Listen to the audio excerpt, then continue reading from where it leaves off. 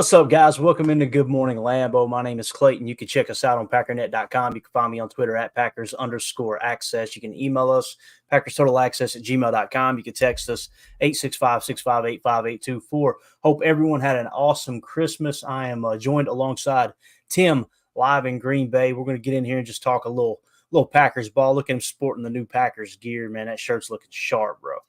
Thanks, brother. Appreciate it. Happy belated birthday, Jesus. Yeah. Happy belated birthday. Sorry your party was lame. Sorry your party was lame. Oh, man. No, yeah. Shout out to Mrs. G, man. She hooked me up. This thing's nice.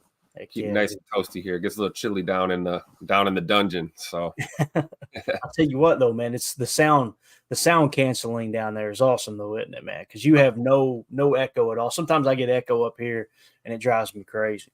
Yeah, man. I did a little project, put a little studio foam on the ceiling, and gotta love the good old concrete H block walls, man. That'll cut down the echo.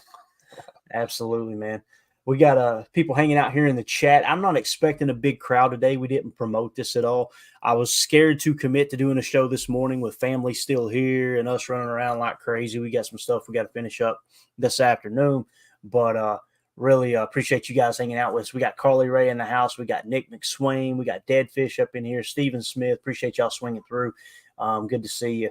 Carly said she's finally off of the Joe Barry wagon here. Carly says, I felt so, how do you say that, Tim? Hit me with that. Ambivalent. See, these people are way too intelligent for me, man, about Joe Barry this season. But this last game solidified it for me. I'm ready to see him go. So Carly was hanging on by a thread, finally got pushed over the edge there. She said, I was not optimistic at the beginning of the season based on Barry's prior track record, but thought he had grown and developed based on the relatively low points allowed by the Green Bay defense. It's definitely the positive of the defense, or has been, and we've seen that crumble in the last few weeks, obviously, with all the blown coverages and everything. Carly Ray says, after listening to Mike Wall and after this game, it seems pretty obvious that even though it isn't Barry's fault, he definitely hasn't elevated their play to the next level. That's the best way to explain it, Carly. It's what we've been trying to explain all year, but people get so emotionally charged, they don't hear what you say. They simply, if you're not with the mob of fire Joe Barry, then, now had the season turned around, right? Had the defense gotten better as the season went on rather than gotten worse, those people would have been completely quiet, right? But because it's took a turn for the worse in that regard, that's when they're going to get loud. And rightfully so. I mean, it's gotten way worse, Tim. You've seen no improvement whatsoever. I don't think it's in the play call or the scheme. Many people would disagree with that. But these players just aren't ready to go on defense. They're not. And we keep thinking, okay, we get these guys back from injury, we're going to be fine. We get Eric Stokes back, we're going to be fine. He's grading out in the 50s. You get Jaire back, we're going to be fine. He's grading out in the 60s. And we're going to kind of leave with some Jaire talk. But I think Carly did a good job there kind of walking us down this past season and how she got to the point of, all right, Barry needs to go. I think it's a very, very intelligent comment there as far as, that thread. What do you think, Tim? Is that kind of how it happened for you too? Yeah, I agree. And Carly did a good job of kind of summing it all up. That's the most logical way to put it. Notice there was no Joe Barry bashing in any of her comments. I've never had a problem with Joe Barry the way most fans have had a problem with him and feel the need to, personally attack him and these kind of things. That's never been the vibe. I'm with you, Clayton. I don't think it's scheme. But I do think that when you're talking about lack of execution, like she said, this isn't all on Joe Barry. You got to put some of this on your players too. But let's be honest, man, coaches got to coach. We talk about players have to play, coaches got to coach. Absolutely. And, I'll tell you what, $150, $200 million worth of talent is not going to disappear before the coach is. So he will be the first man out, and they're going to work with the pieces they have and bring another coordinator in here and, see what they can do. But yeah, it was clear that, I thought the defense played pretty well early on, but they didn't have their head in that matchup entirely. And just like they did in week 2 against the Falcons, they almost handed this game right back to to Carolina here, and that was frustrating to watch. But I don't think it's entirely fair to absolve the offense for a handful of 3-and-outs there especially in the third quarter. They kind of came out in that second half, didn't look very great, but we don't want to play the blame game. But speaking from that defensive point of view, that was disheartening to see. And who are you going to look at? You got to look to the play. You got to look at the player first. You're going to see the play on the field, but if you've got a problem with that, you got to look to the teacher, to the coach. Right. Absolutely. We've touched on this before that I think Joe Barry is a pretty good football mind. I think he can call a decent game when he wants to. I just think it's something with his messaging. Maybe his message just doesn't get home, I think, with a lot of these guys. And I don't think it's from lack of effort on his part. I just think it's maybe his style of teaching or coaching guys up just doesn't mesh well with, this personnel group that we have. Speculation, but I'll tell you this. I'll be the first to say it. I wish Joe Barry the best, and hope that he continues his career. Obviously, it'll probably be somewhere else, and maybe a different role. I don't know if he picks up another coordinator job, but yeah, it was disheartening to come out with a win and feel like we lost. Leave it to this defense to have us frustrated about a win. But shout out to Anders Carlson, first career game winner. Hit it when it mattered, shanked an extra point, but was clutch for us when we needed it. Yeah, for sure. Stephen Smith in the chat said that defense was tough to watch. Mike Wall helped a bit, but what's the answer? The answer, I think, it's been right in front of us the entire time. Going into the season, one of the things that I was saying is there's got to be a better option at DC. There's probably a better option with several position coaches. Now, you don't want to just go start scrapping people and make things worse than they already are, and put an end to or a stop to any progress you've created along the way. Obviously, with the DC situation, you've got to move on, man. You've got to bring someone in to shake things up. And I see people in here, like I'll hit this real quick. Ron in the chat, appreciate you swinging through. Ron off Twitter, he said Ed Reed at defensive coordinator. Hey, Ed Reed's still coaching, I think, if I remember correctly. If you know the answer to that, Ron, put it in the chat for me. He was coaching DBs or something somewhere. Ed Reed, one of the smartest football players to ever play the game. People throw Al Harris around a lot, right? I'm not big on the Al Harris pick because Al Harris has never been a DC, nor has Ed Reed. But when you talk about Ed Reed and Al Harris, one of those two guys being potentially the next DC or a DC in the league, Ed Reed is here and Al Harris is here. Ed Reed had one of the brightest football minds. You don't believe me? Go listen to Bill Belichick talk about Ed Reed. Go watch the Football Life clip where Belichick and Tom Brady were trying to game plan against Ed Reed.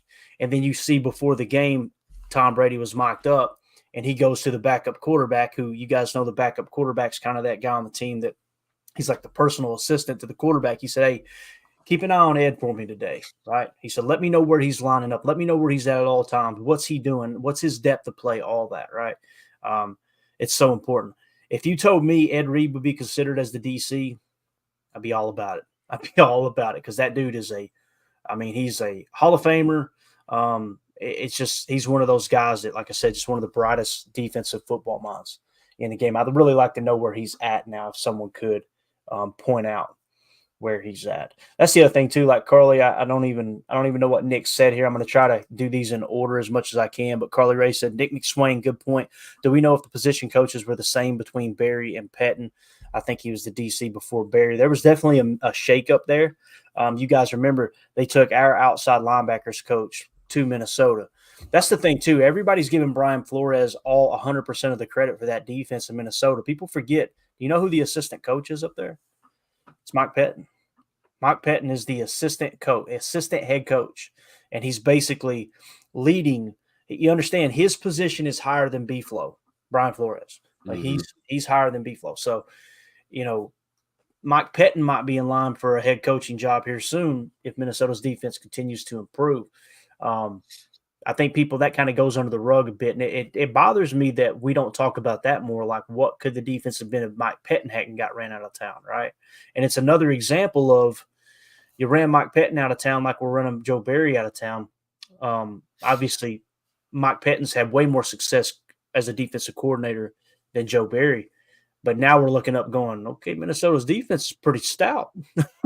So, they scooped him up real quick, obviously. But let's see here. What else we got? There was something else, a couple other comments I wanted to hit on real quick. As far as to answer Steven's question, it's everywhere, man. I don't see it as play calling and scheme, right? But the players are blowing assignments and they're missing tackles, right? So what's the answer? You need someone to come in and establish a culture of, listen, if you're going to continue to play quarters coverage, you got to be willing to shoot your shot on the tackle. It isn't even like, oh, these guys are being too aggressive and they're missing tackles. To me, they're kind of being too cautious missing tackles. They're late to the point of attack and they're missing the tackle. It's one thing if you're late to the point of attack and you're making sure tackles. It's another thing if you're aggressive to the point of attack and you're missing tackles. You can kind of deal with both, with that scenario. What's the Mike Wall quote? How you arrive at confrontation determines how you handle confrontation. Absolutely. That's right. And they're arriving at confrontation like, I don't want to screw this up. You can just see it all over the tape. That's just my personal opinion. It's the reason you see Quay. Quay's got another 100 tackle season. That's wild, right? People are, oh, that's a great year.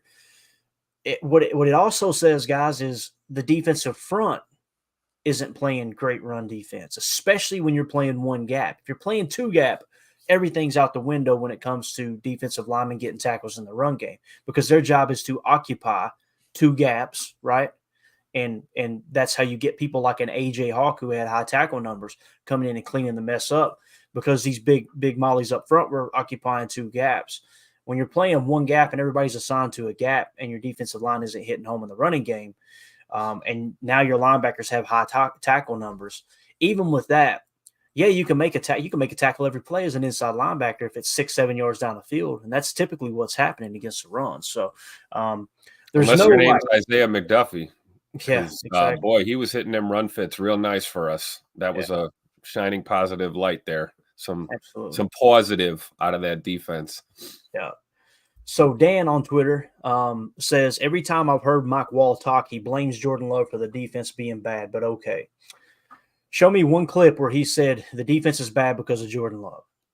You're not going to find it. What you're referring to, Dan, is Mike Wall pointing out, if Jordan Love's footwork was better, we'd have 10 wins.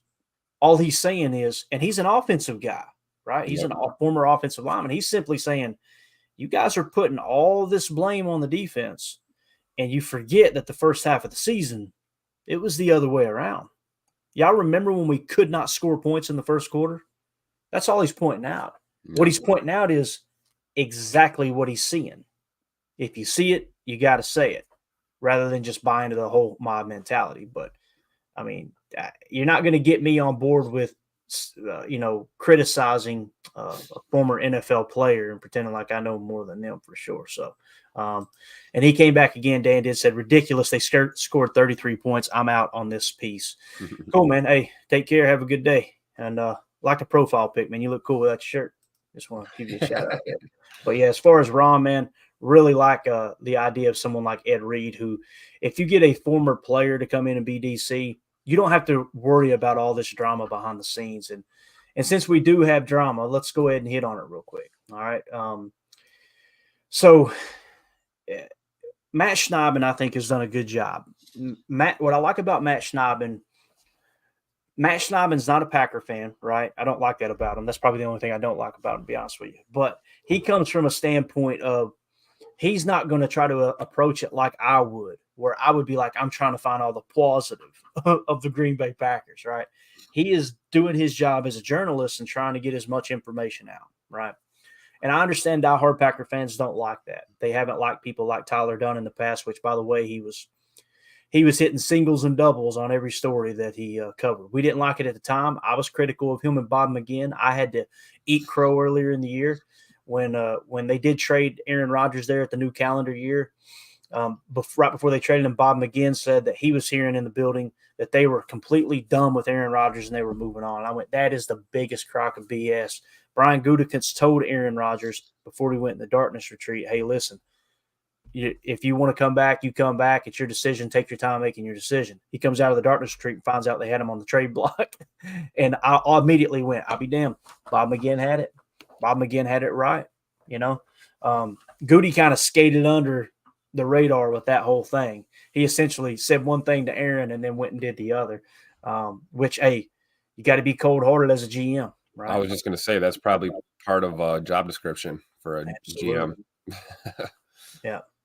So we put out a poll. I'm not going to screenshot the poll yet, but I am going to refresh it real quick. This is what I asked Packers Twitter. I said, Packers, a poll question. Jaire Alexander was not named a game day captain by the coaching staff. He ignored it and went to the 50-yard line to call the coin toss anyways. Do you have a problem with Jaire's decision? Comment why you voted the way you did. So right now, as it sits, I expected this to be close to 50%. And Love Relax on Twitter, man. He just is the DJ Khaled gif of eating popcorn watching. I did this because I thought it would be close to 50% because the feedback I've gotten with Jaire, from fans who like Jaire is you're not allowed to say anything wrong about him, right? Not that you would want to. He's the highest paid corner in the league to a certain extent. Not cap hit this year. They moved some money around, obviously, but you kind of look at it and go, okay, you gave the guy the bag. He should be a top 3 corner in the league on the field with his performance, and B, he should be a team leader. That's kind of the way we see it, right? But for whatever reason, there's some Packer fans that you're not allowed to say anything negative about Jaire. So right now it sits yes, 58.6%. I expected yes to win, and I expected it to be close to 50%. No, 41.4%. So 58.6% of the fan base that voted on this. Right now we're up to 345 votes, and we just put it out, just minutes ago. 58.6% of the fan base says yes, they have a problem with it. And I'm sure they're commenting why. We don't have time to read all the comments on the air. But here is kind of what happened and what they're talking about, okay? They being Matt Schneidman. So there was 2 comments that really rubbed people the wrong way, Tim. Mike Wall quote tweeted it, but Matt Schneidman tweeted out, "Is it worrisome the Packers gave up 30 points to a 2-win team?" Jaire Alexander responded, "Yeah, it is, honestly. But we just gotta play the call that's called." So let's translate that. And usually I don't like to say, here's what he actually meant. This is pretty straightforward what he said, okay? There's no, maybe we're misunderstanding it. He said, yeah, we gave up 30 points, but it's the DC's fault. That's essentially what he said, right? So the issue I have with that is they put him in the slot, I think, 7 snaps. 2 of those slot snaps, if I remember correctly, he was in man coverage, and he got absolutely torched on crossers. So you're telling me that the play call shouldn't be your number 1 corner in man coverage in the slot? And I have people go, he's a boundary corner. They're putting him in a position to fail. All we heard last year was let him follow the number 1 receiver. All we heard from the fan base last year was let him follow the number 1 receiver and, we should play him in the slot, which I kind of agree with that. Where did we put Charles Woodson? We put him in the slot, right? You put him close to the ball as possible, and that way when you're playing zone defense, in some cases, it's if and then with zone match, not that it was with Dom Capers' 34 zone blitz with all the fire zone going on. But in this case, he can pick and choose. Do I want to play the curl? Do I want to play the flat? Do I want to play the deep hook? Do I want to play the dip? He loves the freedom, right, of being able to choose, Tim. So that puts him in a better position to do that. So the fact that fans were against him just playing on the boundary and a quarters coverage last year, and now all of a sudden they're against him playing in man coverage and playing the slot. You can't have it both ways, right? So, yeah, that's what happened there with that comment. Now, there was another comment in the whole point of the poll question, right? I'm going to play this video real quick, Tim, and I want to get your take. And I know your take is going to be very much, I don't care about this stuff, and I respect that. I do. It's something we've got to cover, and I want to get people's take in the comments section for sure. But here was Jaire when he was asked about not being a team captain and basically ignoring the coaching staff and going out anyways. Supposed to be a captain because the team announces the 3 game captains and you were the 4th and you called the toss. What happened there? Yeah, it's only suiting, I don't think coach knew I was from Charlotte, So you just did that on your own? You remember earlier in the year he said me and Coach LaFleur don't talk often? Yep. Now he's saying, yeah, I don't think coach knew I was from Charlotte. it was like the guys backed me up, so the guys back me up. So what's he saying there? The guys back me up. He's simply saying, well, my teammates have got my back on this, not the coaches. You know, I was from here. Did you realize you almost made a big mistake on the call, though? What'd I do? Well, you said we want to go on defense. Yeah. Which, in theory, they could have said, then you're electing to kick off, which you would have lost the opportunity then to receive in the second half. Yeah, no, I told them that. I said I want our defense to be out there, and they all looked at me like I was crazy. I'm like, I mean, it's pretty simple what I said. Bro, there are high school players that understand that is like you can really screw the pooch calling the toss like that. Like, I want the defense to be out there. They like, you mean defer? I'm like, yeah, I guess. Okay. Did he say that to you? Yeah, he did. The mic was on. Oh, was? Yeah, he heard you. Oh, really? No, he was just like, defer? I was like, yeah. Everybody was like, yeah. Everybody was laughing. I'm like, what y'all laughing at? Like, it's pretty obvious what I'm asking for.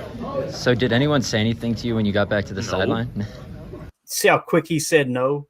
Listen to it again. Oh, really? No, he was just like, defer? I was like, yeah. Everybody was like, yeah. Everybody was laughing. I'm like, what y'all laughing at? Like, it's pretty obvious what I'm asking for. So did anyone say anything to you when you got back to the sideline? Why would they?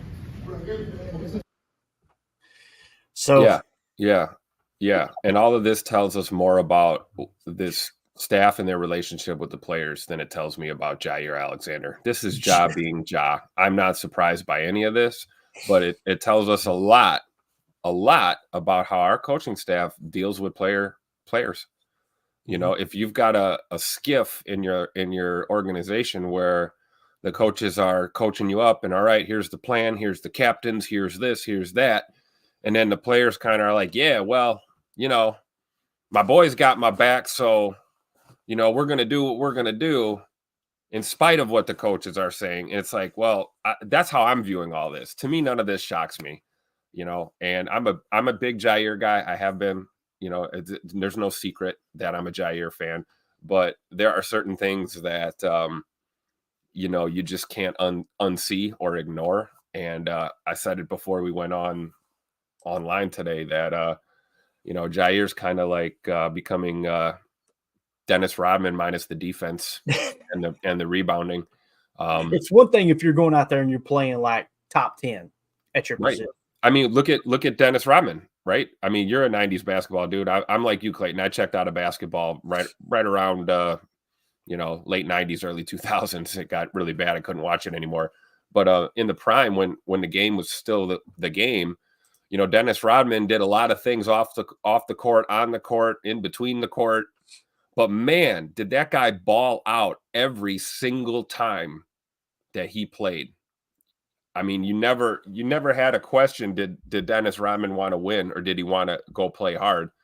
And I think Ja, you know, a lot of this stuff, we talk about him avoiding the contact, you know, not wrapping up, not making these hits, looking a little tentative out there. Sure, he's playing with an injury, you know, and I get that part. But the going rogue and doing your own thing like that, I don't know, man. That's not a good look. I voted no on the poll.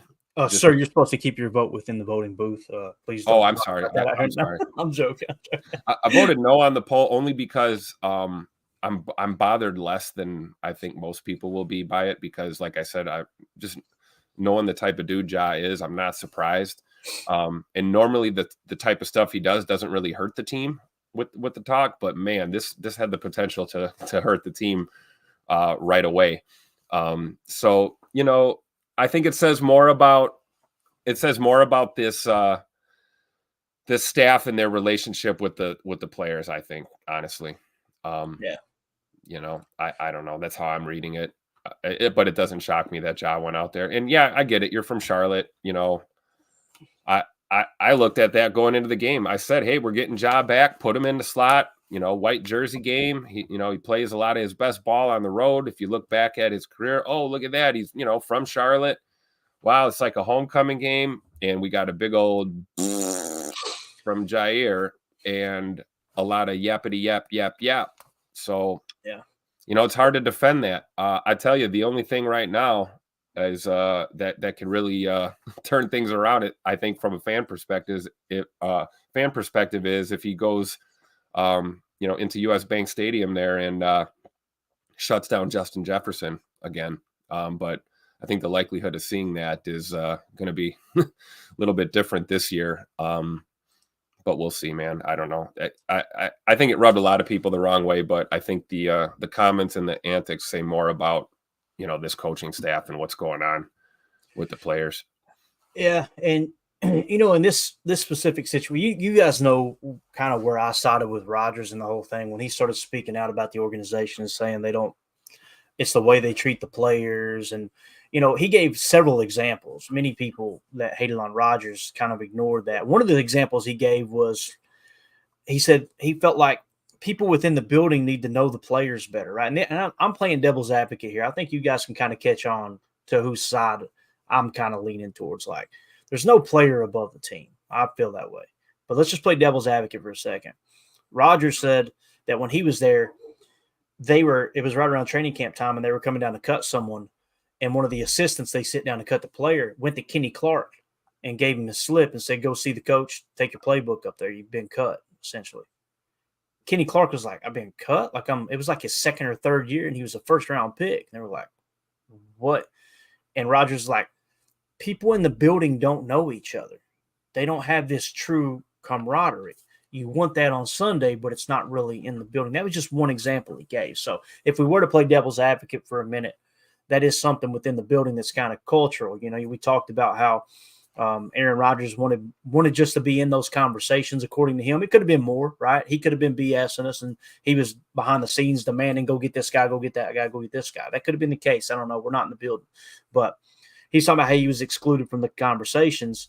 Peyton Manning was included. Peyton Manning would cut people off the practice field. Like, that's real talk.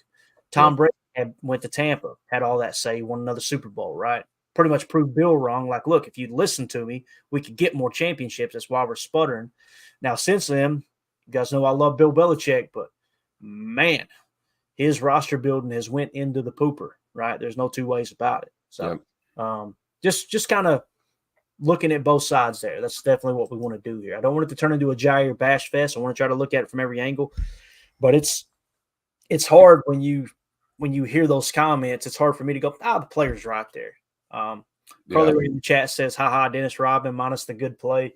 That one hit home with me too. I got a good pop out of me offline, Carly. And he's talking about this year, guys. Nobody's saying Jaire's a bad football player. We're simply showing that here's what's happening on the field when he's been on the field. Last year I mentioned that he was grading out in the upper 60s, according to PFF. Those last 3 games, he finished pretty strong in the 70s, and that got him up over to 80 on the average on the year, if I remember correctly. When you're paying someone top at their position, it's kind of like what we're going through with Rashawn Gary right now. He's in a little bit of a slump. Absolutely dominated the first half of the season, hitting a little bit of a slump. Everything is kind of in conjunction with us talking about this defense getting worse as the year's gone on, specifically in the second half, and why there needs to be a change at DC. But Omer says, Jaire never liked contact. He was so reserved on Sunday for any contact, and it was obvious he shouldn't be on the field playing like that. And I think he did make a point too. He's still playing hurt, and that does limit what you can do. I seen him make a couple tackles on Sunday, and I felt like he didn't hold back. I don't think he's one of those guys like, no, I refuse to tackle, but I don't subscribe to the people that are like, make him the highest paid corner in the league, put him on the edge playing quarters, and don't put him in a slot he shouldn't have to tackle. That's just silly to me, man. I would rather you take that money, divide it up amongst 2 really good players, and those 2 really good corners be able to tackle. You could fix 2 spots instead of 1. Deadfish in the chat says, hometown game for Ja. He might have been told he could go out there. It's pretty much been confirmed now, Deadfish, that somebody immediately said something in Twitter. I didn't get a chance to respond yet, but said something in the Twitter comments that the players told him to go out there. Regardless if your teammates said, hey, Ja, you should go out here with us. Like, that's a slap in the face to the coaching staff. That they picked those captains for a reason, right? It might be that they had a good week of practice, something that you do, whether it's, sports, business, team building, what have you, is people don't do what they're told. People do what they see and hear edified. So if you've been propping this player up all week that, man, he's playing his rear end off, he's playing on all three phases of the game, he's out there laying his body on the line, he really cares about the team, he's a team player, hey, he took a back seat to do special teams for this, whatever the case may be, and then you say he's a captain, guess what you're doing? You're edifying that player for being a selfless player. People do what they see and hear edified, not what they're told. Yep. So then when you as a player go, oh, the hell with what the coaches think, I'm going out there anyway, you pretty much – And then 35 other guys on the sideline back you up. Not a good What does that look. say about the locker room? Not a good look. And here's the thing. We wouldn't have even known this, meaning it wouldn't be as bad if Ja hadn't made those comments in the press, in the with the press in the locker room after the game. That's another issue in itself. Remember earlier in the year, he shouted as he was walking away from reporters, I'm tired of getting scolded for things I'm saying to you guys. And then right after that, he said, me and the coach don't talk much. And then today he says, yeah, I don't think Coach LaFleur knew I was from Charlotte. It's these little digs over and over and over again. And I mean, you know what, though? Nobody cares that you're from Charlotte anymore. You're from Green Bay now, bro. Yeah, honestly. Right. But I get it, though. The whole coming back, you probably got friends and family in the stands. You want to play in front of your homies. I get it. I can relate to that. But you got to perform. You left everything else out except the performance. You did everything but the performing part, and that's what's really tough about it, I think. I think you make a good point too about that. Like if your buddies are in the stadium, your friends, your family, all that, yeah, you want to be highlighted. But what it really shows is a low social IQ, and that doesn't mean someone is stupid. It actually means totally the opposite in some cases. But with low social IQ, it's you have an inability to understand how other people see you. Yep. And you typically get two schools of thought. Some people care too much about what people think, and others don't give a rip what other people think. Both of those are bad, right? You want to be somewhere in the middle. Social IQ is somewhere in the middle, exactly, where it's like, okay, I understand what I'm putting off here to my teammates, to my organization, to my business, to my customers, whatever it is, and being able to step back and go, okay, I'm probably wrong here. I need to adjust, and let's kind of bring everyone together, no matter what the assignment is. It could be a middle school science fair assignment, anything. This is team building 101. I'm a moron, but I've read a ton of leadership skill books and team building books. And I'm telling you, some people roll their eyes at that stuff and go, oh, God, he's one of those guys. Okay. And then you'll be on Twitter complaining about how your life's in shambles for the next 6 months. And we're over here smiling and have a group of people around us that are helping one another get through life, navigate the choppy waters. I love community. I love the aspect of working and leaning on other people and allowing you being strong enough for other people to lean on you. Those type of things. That's what life's all about. But anyway, this ain't the Yeah, I mean, go ahead. Go ahead, Clay. I was just going to say, I see Adam's comment up here. Didn't realize the whole captain thing was such a big deal. Never heard about it until recently with this team. This has been a problem. I've said this since training camp, day one. This weekly captain BS, the rotating circus of who's captains, is a joke. You have a young team. Clearly, it's a big deal who gets the C on their chest. And we don't have that. We have a rotating every week captain situation. I think it's very telling that you do give Jaire the bag. You make him the highest paid corner in the league, and then you come in the next year and it's like, yeah, you're not that dude. You're not the captain. So right away, something's funny there. Matt LaFleur talked about being a player-led team, which I also think is kind of an interesting approach with a bunch of first and second year players. But, they made it a point from day one, training camp, going into the season, that they weren't electing team captains for the season, that they were going to do this week to week. And I'm not surprised that we saw what happened on Sunday with the coin toss. I am surprised it didn't happen sooner. That's important. Sometimes that kind of thing is important to especially younger athletes, because it's a rite of passage. It shows that you have stepped up, or you're, a point of emphasis in your career is that you're a leader out there. But hey, man, leaders are, you just do it. You're not gonna. No one has to give you a nice shiny captain's patch on your shirt. to make you the captain. Your attitude, your leadership, your play is what makes you a captain. And I just think that that approach is played out. Honestly, that's something I hope is different next year.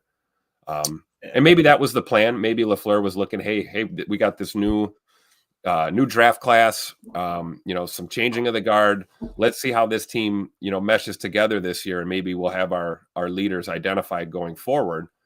I'm just hoping in 2024, man, we see defined captains, and defined leadership, because right now it looks like too many cooks in the kitchen there, and everyone wants that title, but I don't know. It's kind of hard to me. It loses its luster when it's different every week, and it creates kind of confusion with who's really being the leaders in each of the position groups. Everyone wants to lead, but no one wants to eat last. And the fact of the matter is, leaders eat last. Yep, that's the way it works. Leaders cook the meal and they eat last. Yep.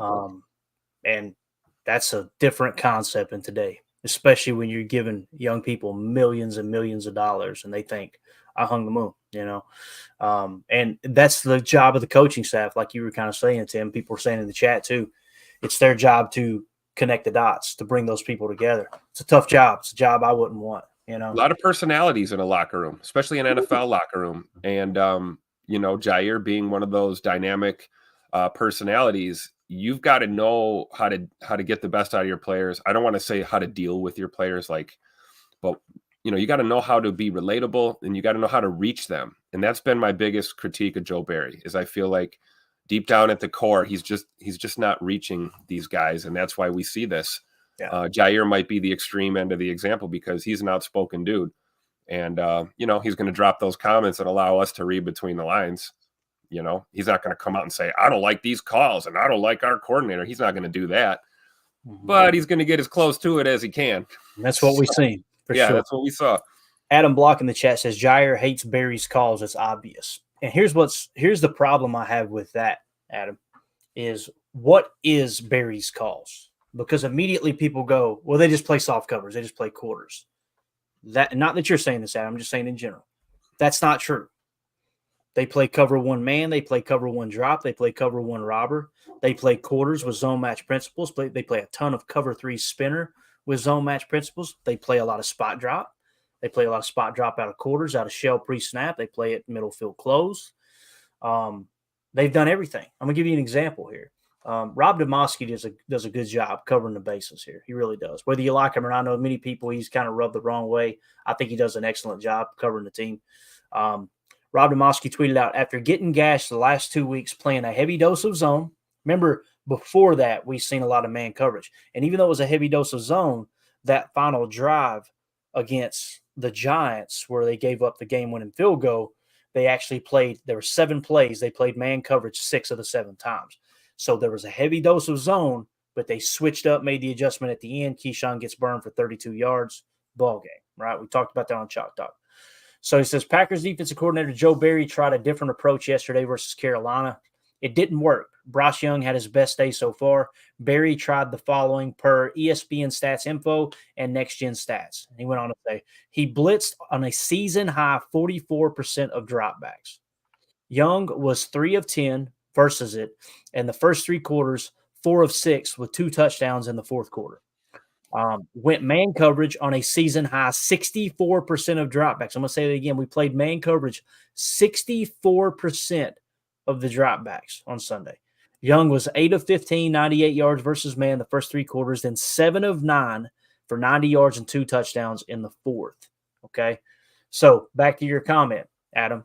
Jaire hates Barry's calls, and it's obvious. I agree with you there. He seems to always make a snide comment like, we're just playing the calls that are called. He's played zone heavy. He's played man heavy. Now he's blitzed heavy. My question is genuine to anyone who agrees with this sentiment. I don't think Adam does. He's just pointing out the obvious.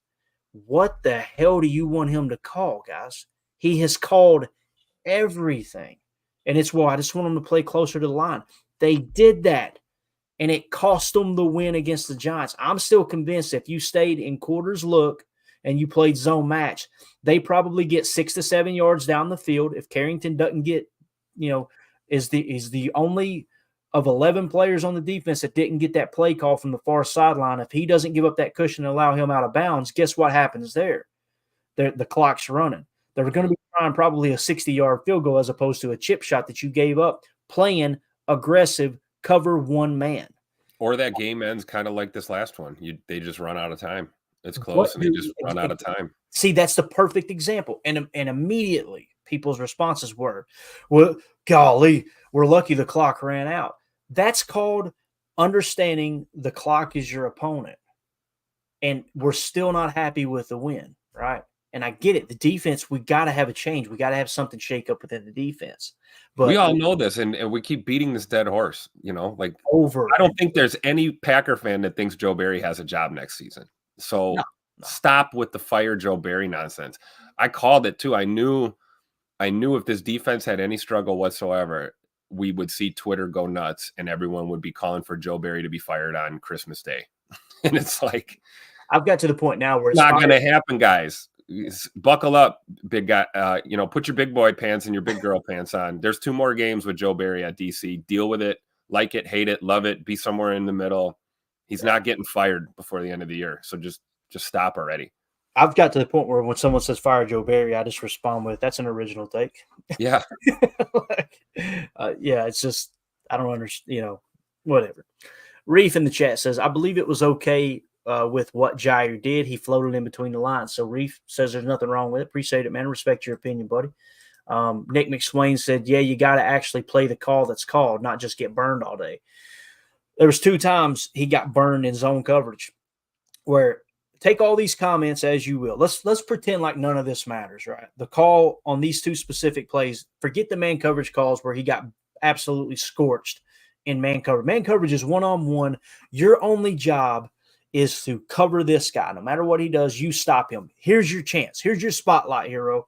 One-on-one. Stop this guy. He got torched. Absolutely torched. And then it's back to, well, I'm hurt. Okay, got it. So we've got an excuse baked in for everything. No excuses baked in for Joe Barry. We won't accept any. But a player like that, okay, you can have whatever excuse you need. The zone calls, he was deep third. Guess what he did? He bit on the underneath double move and got burned deep. Yep. Luckily, he rebounded and broke the play up and then was celebrating. Yeah, that's right. Well, it's like, woo, got lucky on that one. The ball hit you in the back. You got a minus in the back of your jersey. If Vince Lombardi's grading that play, you got a -2 and you're celebrating like you won the Super Bowl. Like, What are we doing here? The reaction should have been, all right, my bad. I got next one. I'm going to play schematically sound. It's just, these are the little things that as you learn the game and you learn to key in on, that's really telling the story of the game, not the box score. And darn sure not what the mob says on Twitter, which is fire Joe Barry. Nick McSwain, yeah, you gotta actually play the call that's played. Play the call that's played, not just get burned all day. It's exactly what we talked about. Adam Block said, I love Jaire, but he's no Woodson. And I should have prefaced it with that, Adam. I wasn't saying, hey, he's Charles Woodson's level. I'm simply saying, if you had to pick a player on this defense in the secondary, who would the Charles Woodson of our team be? I know the answer is we don't have one. Who's the closest? You would think it's the highest paid guy, right? That's all I'm saying there for sure. Reef in the chat says he really had Randy Savage shades on. He did. He had the Macho Man shades on, which I don't have a problem with that stuff. I kind of enjoy it, to be honest with you. Mike Hebring, Superfan, says, is there a more overrated player on this team than Jaire? So you can kind of see people in the chat. It seems like it's more so leaning towards siding with the team than the player, but there are several here in the chat. And this is why I wanted to do this. I want to give you guys a voice. I want to hear everyone's opinion and kind of see where we're at. Smug Industry says this is overblown in my opinion. There you go. He thinks it's no big deal. Carly Ray says, yikes, causing contention between coaches and the players can seriously damage the future of these rookies. Jaire's got to go, and surprised emoji. And I know exactly what Carly's saying there. She's not saying that like, get rid of Jaire. Yeah, this is it. She's like, I can't believe I'm saying what I'm saying, but that's kind of where we're at. Is like either the coaches have got to go or the players got to go. You know, another disconnect too. You know, I'm not sitting here like I've got the answers. I'm always trying to find the answers. Like, okay, why does this defense keep doing this? Dom Capers into his era. Mike Pettin run him out of town. Now it's Joe Barry's gone. Why do we keep doing this? Think back to Mike Pettin. Do you guys remember the first half score that we gave up to Tampa Bay in the NFC Championship when Mike Pettin was a DC? What was it? It was Kevin King biting underneath and allowing them to score on a play right before halftime, right? Pretty much lost you the game. Middle eight, we talk about it all the time. That's a different DC, but we have the same issues happening. Why is that? Because of the way we draft. Why do we keep taking these corners in the first round? High athletic score, right?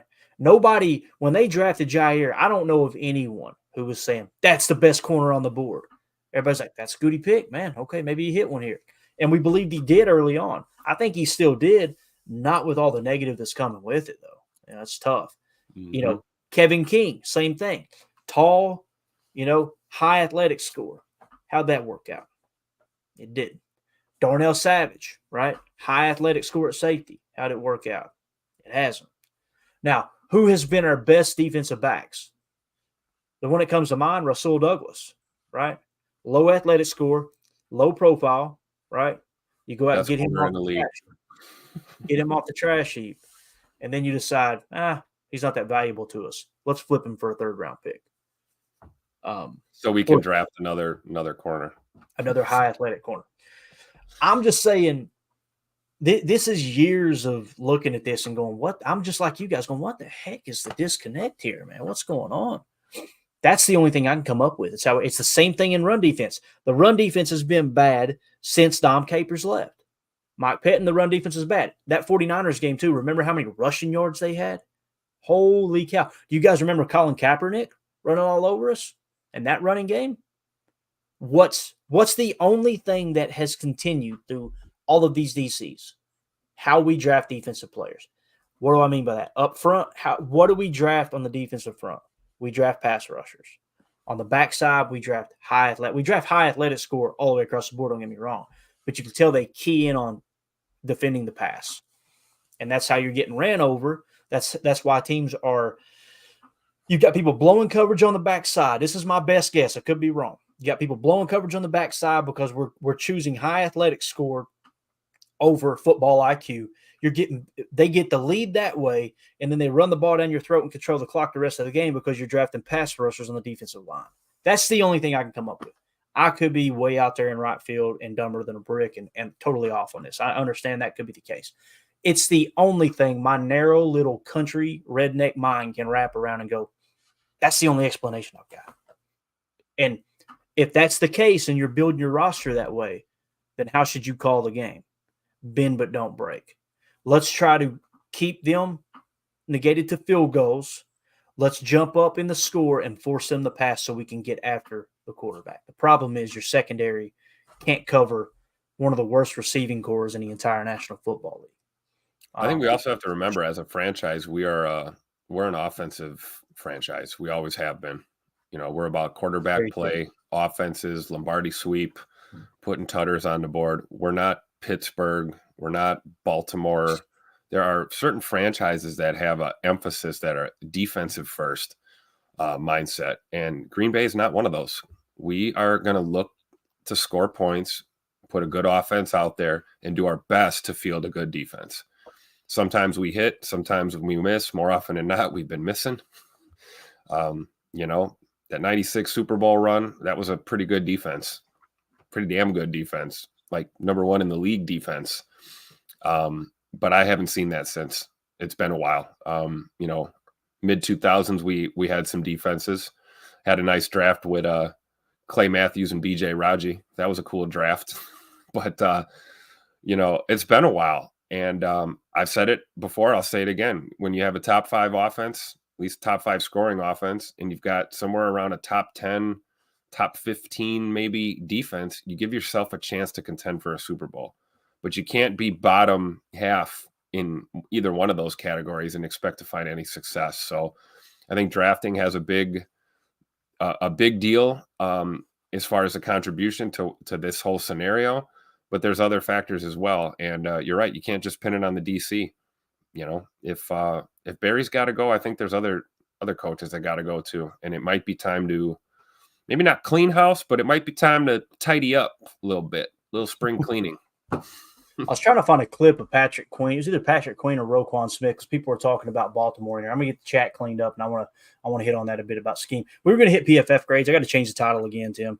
I'm gonna have to start just putting the title with what we're gonna lead off with because when the chat takes over, I want to lean on it. And we've been going for almost an hour and we haven't hit anything. Exactly, but it's good. Because I want the show to be about what do the fans want to talk about? What do our fellow fans want to talk about? You know what I'm saying? So absolutely, if it had just died and people in the chat say, I don't want to talk about it, okay, cool. Let's move on to PFF. But I got to do better at whatever we're leading with. That needs to be in the title because I know there's going to be somebody go, you said the title was this, you didn't talk about it. I'll change it as quick as I can. I'm sorry. I told you I'm dumber than a brick and I'm doing the best I can here. All right. We're figuring this out together. Nick McSwain said, I think the coaches do well with the players, but Jaire is just a bit out there. Some of the best players in the history kind of march to the beat of their own drum, though. Charles Haley, one of the players. I don't want to go down that. See, this is how we end up going an hour and a half. I'll go down a 10-minute talk about Charles Haley and the Dallas Cowboys and San Francisco 49ers and how Bill Walsh found him and his scouting. He watched one play and said, that's I can't do it. That's okay. We got plenty of that lined up for offseason talk, right, Clay? And then as soon as the offseason hits, I'll have a brain fart and we won't get to anything. You watch. I'll forget everything we've ever talked about. Mike Hebring in the chat says, I agree with Tim. It's not a good look for the coaching staff. It really isn't. You can't – there's no positive out of any of it. There isn't, man. Freddie Roper says, Alexander been getting cooked. He has. Is it the injury? It's kind of like what we said with Devondre Campbell. I'm trying to be fair. I'm trying to kind of look at it from every angle, Nick McSwain in the chat said, maybe actually talk to the coaches and tell them if they don't know. Don't just go rogue. That's a heck of an idea, Nick, that he could have just went to the coaches and said, hey, man, it's my hometown, Charlotte. Do you think I could be a captain? Listen, I have too much pride to do that. Right. I would be like, okay, you're not going to name me captain. This is how I would think in the back of my mind. I don't want to do anything to hurt the team, winning above everything else. But if you don't want to make me a captain in my hometown, I'm going to go out there and make you look silly for not making me a captain, meaning I'm going to ball out, right? Kind of took the opposite approach, to be honest with you. But I agree with you. There's nothing wrong with more communication. The fact that he's saying the coach don't talk to me much tells me you don't talk to the coach much either, right? It goes both ways. If the coach is ignoring you, then come out and say, I've tried to talk to Coach LaFleur, he won't talk to me. That's on Coach LaFleur. There's nothing wrong with coming out and saying that, hey, I want out, right? But this whole little playing petty behind the scenes is just silly. G-Dog said, I'm speculating Jaire is looking forward to Jefferson. He loves being in the spotlight. We aren't looking forward to it. I don't know about you, Clayton. I'm not looking forward to that. Are you looking forward to that matchup? Because if you're only as good as your last game, my goodness. You played man coverage for this one. You played man coverage, what they say, 64% of the time. If I'm Joe Barry, I would go to Jaire and say, all right, big dog, here's your shot. You want to throw everybody under and I'm getting angry now. You want to throw everybody under the bus? You want to basically tell your teammates, I don't care what you did this week to earn captain right. I'm going out there anyway. You want to say we're just playing the call played, saying that I don't know what I'm doing. Here's what we're going to do, big guy. One-on-one, man coverage, 100% of the time against the Vikings. You have got Justin Jefferson. Go shut him down. Play press, play off, play wiggly-waggly, whatever you want to do. It's your defense. Go be the hero. Let's see it. And let's see if he steps up and does it. I agree. And if he does it, then shut up. I agree. 100%. It's almost like the same kind of approach, minus all the extracurricular we were talking about with Don Wicks. It's like you were begging for let's just make him the one and let's, target him and see how this kid responds. And it's like, yeah, we're in that position with John now because we've had a lot of the yappity, yap, yap, and not a lot of the execution on the field. So yeah, throw them into the fire. The best players respond when they're thrown into the fire. We talk about Quay Walker's rookie season, thrown into the fire. Hey, go be a Mike linebacker. Here you go. I think all in all, considering the circumstances, Quay had a pretty good rookie year. The good players, the great players, they find a way to respond when they're challenged. And I'm 100% with you on that, Clay. I would go right to them. I mean, that's almost like, one of those, like put the helmet on, go out to the practice field. You almost want to come over and grab the face mask and get in his face and go, hey, you're the dude. You're the dude this Sunday. You want to be captain? You're captain Sunday. We're man press on Justin Jefferson. Or if you want to play off, we're giving you that freedom, right? Play him how you want to play. We want to see you shut him down again. And let's see what happens. I totally co-sign that. Get me fired up, Clayton. Because I've been waiting all year to see a Jaire game, man. Right. You know, Ja, if you're listening, bro, we've been waiting. We've been waiting, man. We want to see it. We know what you're capable of. We've seen it before. Right. We want to see it again. And now, man, do we need it right now? Because we need a dub. And now that we're playing all this man coverage for you, like, where's it at? You know what I mean? It's not to pile on, but Ron in the chat says, what scheme do the Ravens run? Everybody's excited about the Ravens. You guys remember I mentioned them a couple of weeks ago. Everybody was excited about Dallas. Now Dallas is getting run through the ringer because of their run defense. You know what I mean? So the thing about Dallas's defense, I know the question is about Baltimore. And like I said, we're going to kind of hit on that, especially as soon as the call is made to get rid of Joe Barry, then we're going to really start to deep dive. The thing you see in Baltimore, the clip I was trying to find, I couldn't find it. It was on the field, and it showed Roquan. I think it was Roquan Smith and Patrick Queen attacking the run. And I had it quote tweeted, and I just decided not to send the tweet. But I want to say, when was the last time you seen our linebackers attack like this? Because I'm telling you, Tim, it was violent. It was no hesitation. It was straight to the point. It was point of attack, blew the whole play up, jumped. I'm like, I have not seen a linebacker play like that in a very, very, very long time, especially in the inside. A.J. Hawk was close, but they harnessed A.J. because he played jack backer within the 34 scheme, and it was a whole different approach. It was let the mollies clog up the two gaps, you come in and clean up. It wasn't just downhill attack, right? Yeah, I was which played to his strong side as a game because he was a tackling machine. I mean, right. The guy probably missed 6 tackles his entire career.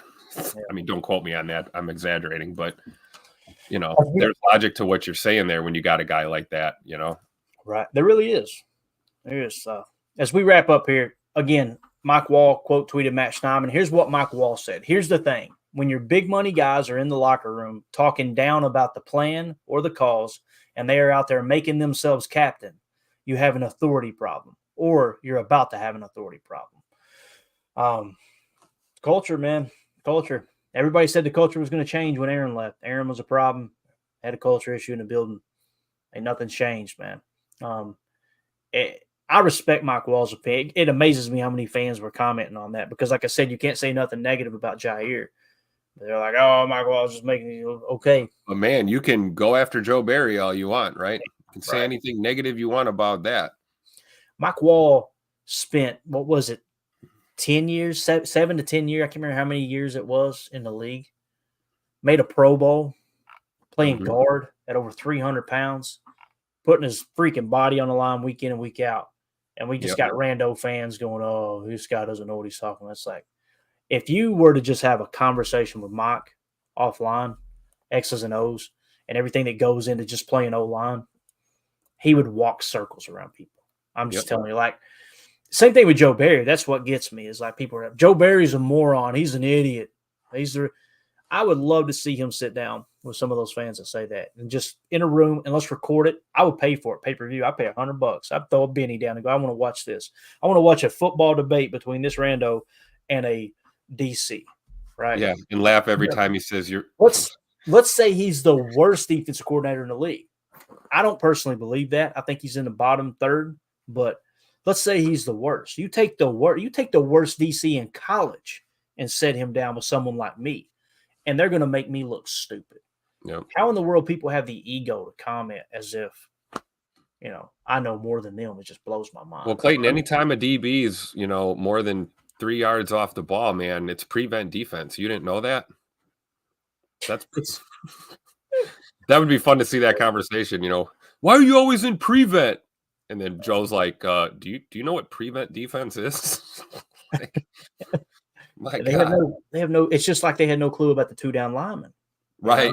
Same thing. Right. Yep. Ron Samble in the chat says, love it, Clayton. I guess they like seeing me show my rear end and make embarrass myself. Coach Monk says, show that passion, baby. It's frustrating, man. It is. I don't mean to. I said when we started the show, I don't want this show to be about my opinion. I want it to be about, here are the topics. What do you guys think? That's just PTA in general. When we launched it, I have failed miserably at it. But people evidently want to hear my opinion. So as I'm being coached, it's you got to do what they want, not what you think. Not what your boring, as Mandy would say, stick in the mud self thinks everyone else wants to hear. So it is what it is. So let's see here. Omer said, I agree with both Clayton and Tim. Appreciate you, Omer. Here's Jim. Look, stop defending Barry. Oh, boy. Here we go. We just spent the entire show bashing Barry that he's locked the locker room. One freaking remotely nice thing about him, and now we're Joe Barry defenders. Fire Joe Barry. That just tells you that Jim hopped in here at the last second and heard us say one negative thing about a player. Oh, you love to see it. Let's end it with this right here. And I've come to the realization that you can't make everybody happy. I'll just say that. Like I get emails that say, hey, you're too positive. I get others that saying stop the negativity. So I don't know what to do, to be honest with you. We'll just keep on trucking and do the best we can. Here's what I do know is right. Matt Schneidman tweeted this out. Rookie tight end Tucker Kraft from South Dakota State seems to be breaking the Brian Gutekunst third-round curse. He has 12 catches for 181 yards and a touchdown in the last 3 games. Chatted with Kraft post-game and asked about his recent string of production.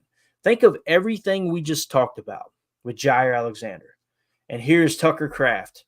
Here's his response about, hey, look, man, you're playing great. This is a guy who's playing good, Tim. He's playing good. He deserves the praise right now. This is his response. Honestly, I don't step out on that field and do anything for me. Just try to be there and be a guy for my teammates. Be a guy for the coaches. You think he's not sending a message right now? I want to be a guy for the coaches. And I think it's that simple. You go out there, you run every route like you're expecting to catch the ball. You block every block like you're the point of attack, and good things will happen to the team. You just owe it to yourself. You owe it to your teammates to just give your best effort every single snap. Tucker Kraft for defensive coordinator. There it is. That's the type of stuff you need. Yeah, can he play linebacker? You think he could play Mike or Sam or Will linebacker, man? It's just, I'm sorry. I'm done. The contrast, Tim, the contrast is like, that's the type of guys you want to build a roster around right there. That is what you build culture around. Think about the last Super Bowl we won. Who were the team leaders on the 2010 Super Bowl team? Who were the team leaders? If you were to say those are the captains, who would it be? Charles Woodson right there at the top. Clay Matthews. Clay Matthews Young. I don't know if I would put him as a leader, but boy, you talk about leading on the field, you're exactly right. That's what I'm talking about, right? Yep. I'm thinking Charles Woodson on the offensive side of the ball. I want to say Aaron, but Aaron was still pretty young too, right? He was definitely a leader, don't get me wrong. Yeah. But did you have Donald Driver on that team? You did. Sure did. Donald Driver wasn't a huge contributor, but someone who was a 7th-round pick, overachieved his entire career, team player, went to Ted Thompson when the contract wasn't getting done and said, hey, man, let's figure this out. Forget the agent. Forget the cap guru that you guys have on staff. Let you and I sit down and say, how can we make this work? That's a leader. Those are the type of guys on that team, right? Yep. You need someone like Tucker Kraft to kind of grow into that. Think of this. Think of the other young tight end, Luke Musgrave, saying, hey, football players play hurt all the time. While he's bleeding internally, he didn't want to come out of the game. And we got a guy that didn't go on the IR for 6 weeks who is now calling out the coaches, calling out, like putting your teammates in an awkward position like, well, my teammates have my back. What he just said to the coaches is, you got a bigger problem than you think you have, buddy. The players are on my side. That's basically what he's saying. So then I'm sure there's some players in the locker room going, well, not all of us. I'll tell you one who's like that. I guarantee it is Aaron Jones. Yep. Aaron Jones is one of those leaders. And Aaron Jones looked like himself yesterday, guys. We're going to wrap it up with this. We're over, but I want to hit this real quick. This is Brian Baldinger talking about Aaron Jones looking like the old Aaron Jones. Let's hit it. All this Packers offense missed Showtime Jones. This is basic cutback right here. Go to the left and then just read the color. Right behind your right tackle, Tom right there, 10 yards. Very next play. Next play, here's the exact same play. Here it is, cutback. Here it comes. Good push all the way around. Kraft, Runyon, Tom, Kraft. And there he goes. Onto the safety. You watch this right here. I don't know how he escapes the soup here. Like, it's really thick. Like thick Sunday afternoon pea soup. And he gets through there. Bam. Stiff arms. Like, he looked fresh. He looked fresh and he looked fast. Like power football. Let's pull Elton Jenkins here. We'll get a good seal block right there on Brian Burns, then gone. Breaks the tackle, he's off to the races. This is exactly what this Packers offense needs. It needs this type of explosiveness out of the backfield. Like, this guy doesn't miss a hole. Like, you might miss that block right there. Bam. Right through Von Bell. It was good to see Showtime running. Been a while. I know he played last week, but he got his carries. Best game he's had in over a year. Packers offense needed it. Too bad they didn't give him the freaking ball in the second half. You know, something he pointed out, Tim, what's the lack of blocking? People were saying PFF was wrong for grading the offensive line so low. Watch some of these blocks here. Like Tucker Kraft washes over, but he missed the block just a second ago. Right here's a beautiful one by Elton, right? Yep. I mean, that's a great block. Now watch this next play, though. Watch Sean Ryan right off the bat, and somehow, some way, Aaron Jones gets yards right here. Watch right here. Watch your right guard, Sean Ryan. They split snaps, basically, okay? 50-50, Sean Ryan and John Runyon. John Runyon screwed one up earlier in this highlight here. I'll try to go back to it. But watch Sean. That is hideous. Look at that. That's not – they don't coach that up, right? They don't say that's the technique we're looking for. Completely blew the block, and Aaron still gets something out of it, right? I'm going to see if I can go back to that other one because I've seen John Runyon blow one too. That Tucker Kraft. DeGuara whiff on one right here. That one. Yeah. Let's see if this is it. Maybe this is it. There's one where, John Runyon. Is that John Runyon? No, this isn't it. Okay. There was one play where John Runyon completely screwed up. See if we can find it here.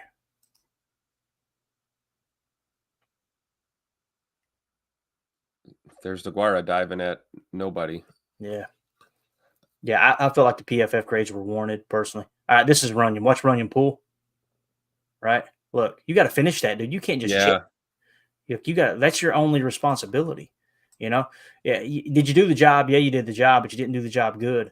You got to know, like. Yeah, you can't block like a running back. That's like how a running back chips. You got to wash him out and pass. Because, again, that makes Aaron Jones go, oh, crap, right?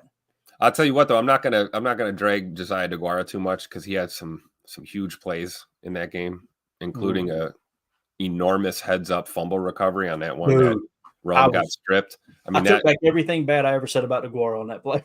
Yeah, man. And to have the wherewithal, once again, to just fall on the ball. Do not pick it up. Do not pass go. Do not try to score a touchdown. So shout out to Josiah DeGuara, who I thought played pretty good. By his standards, one of the better games we've seen out of him. Yeah. Yep. All right, man, let's get out of here. I just want to say real quick, big shout out to BetUS, the official sports book of Packers Total Access Live. If you guys would, there's a link in this YouTube description. If you click on that link, that will send you directly to BetUS. You can sign up for free as a customer, and it actually puts us in better standing with BetUS by using that link. If you guys want to support the show and it doesn't cost a dime, that's one way that you can do it. We appreciate you guys doing that. BetUS, the official sports book of Packers Total Access Live. They are celebrating their 30th year in business as America's favorite sports book. Appreciate them jumping on board. Tim, you got any parting thoughts, buddy? We were talking about Aaron Jones there. We were told before the game that he wasn't on a snap count this week. I don't know did he get more touches than last week. I'm waiting for one of these games. You said? What's that? Who was you asking about? Aaron Jones. All right, let me look here. Let me get real close to the camera. It's hard to see.